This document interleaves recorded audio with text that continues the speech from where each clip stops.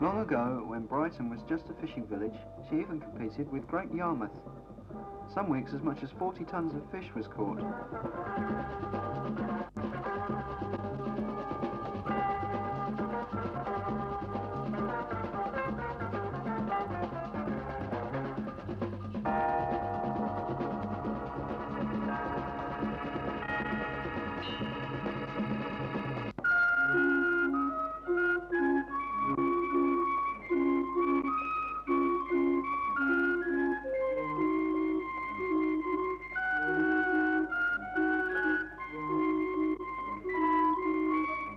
The fishermen of the village, known as Brighthelmstone, lived in tiny cottages in a close-knit maze, now known as the Lanes, an antique collector's paradise.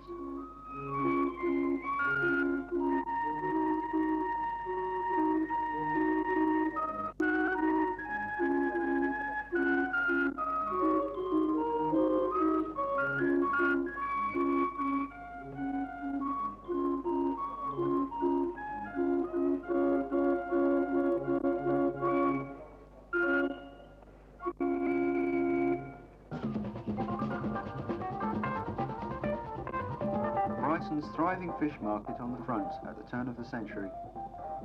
Nowadays, fishing on the south coast is threatened by the foreign beam trawlers. A demonstration was held in 1973 by fishermen from the area against this type of fishing. It was an impressive sight to see all the boats close inshore carrying banners.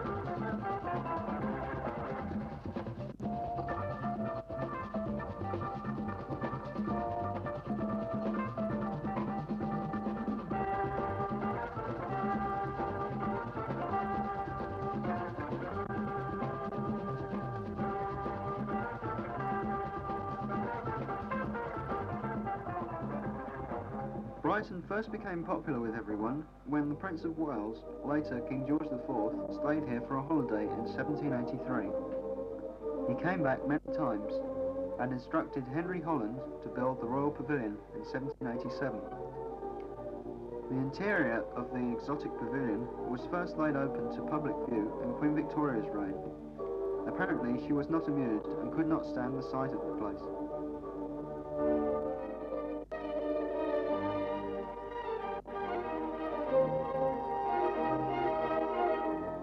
The first sea bathers negotiated the beach in clumsy horse-drawn cabins known as bathing machines. They then cautiously descended a few steps until they bobbed up and down in the water while bravely clinging to a rope. Dr. Richard Russell, also known as Dr. Brighton, first exploited sea bathing as being good for the health. You may say, well done, Dr. Russell, but he also recommended sea drinking.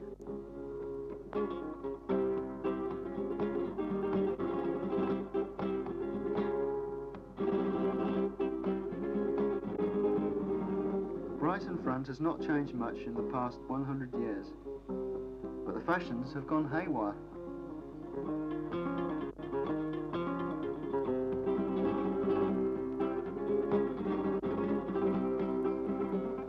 present-day holidaymakers get up to some strange antics.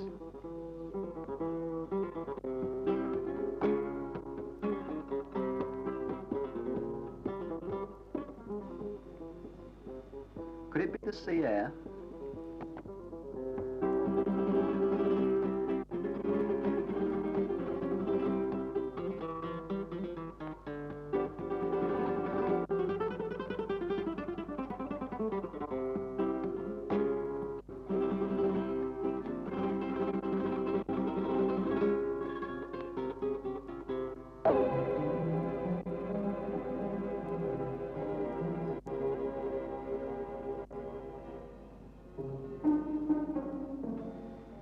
Perhaps Brighton's most famous landmarks are the two piers.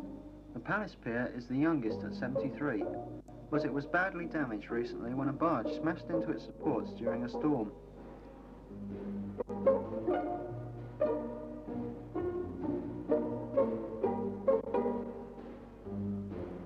A very strange coincidence is that the oldest of Brighton's piers, the Chain Pier, which stood on almost the same site as the Palace Pier, was destroyed by stormy seas at the same age, 73.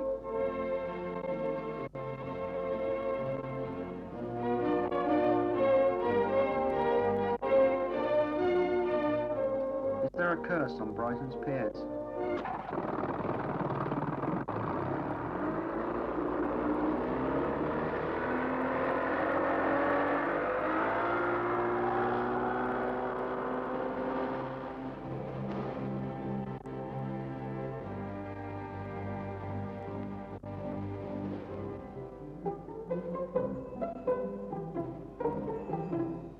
The West Pier, now over 100 years old, is also in a very sorry state.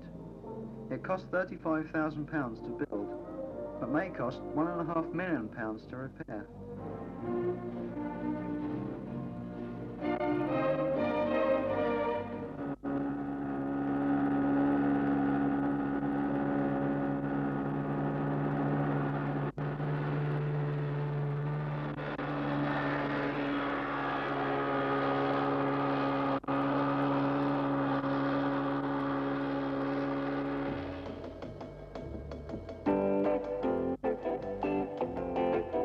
In the 1880s in Brighton, there lived a highly eccentric but very clever man, Mr. Magnus Bulk. He brought the electric light to Brighton along with the telephone, and also built the Pioneer, or Daddy Longlegs, as it is affectionately known. Traces of this almost forgotten freak of transport can still be seen all along its route from Rottingdean to the outskirts of Brighton. The odd thing about it was that at high tide, giant legs were covered to a depth of 10 to 15 feet by the sea.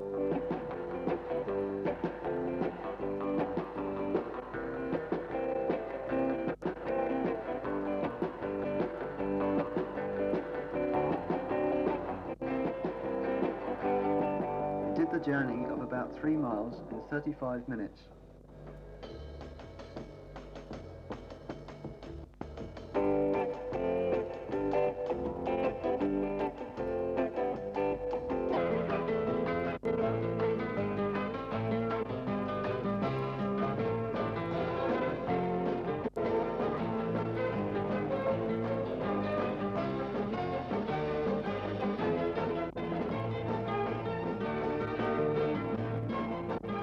Bulk had built another railway before Pioneer in 1883.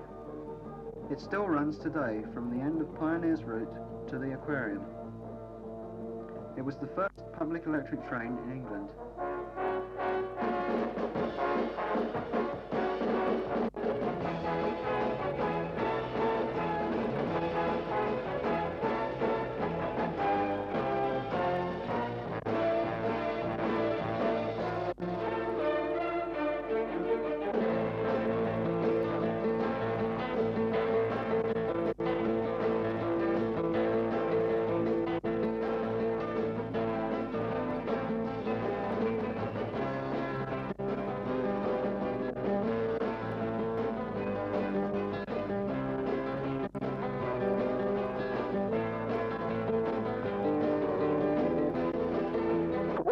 Brighton Dolphin area, where we are sure you are looking forward to seeing the dolphin show.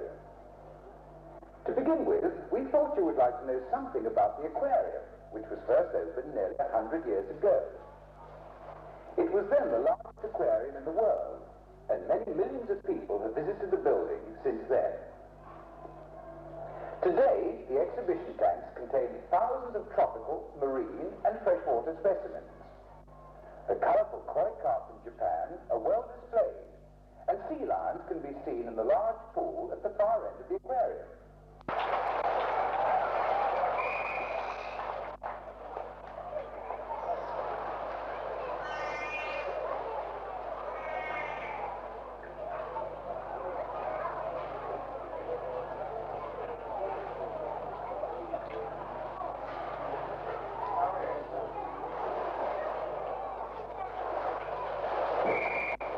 Across the road from the aquarium, Edgar Allan Poe stories come to life, and famous people spend their days in a trance.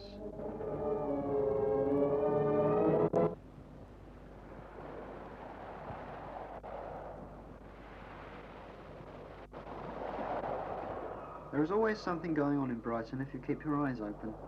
I found this film unit making The 7 Ages of Man for Rank Xerox.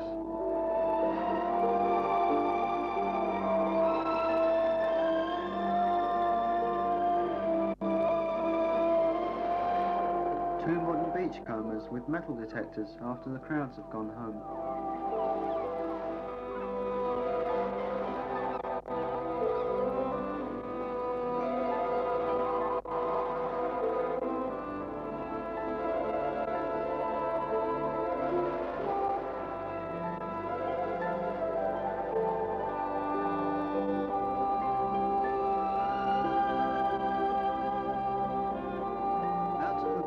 With the sun setting, you begin to feel what Brighton is all about.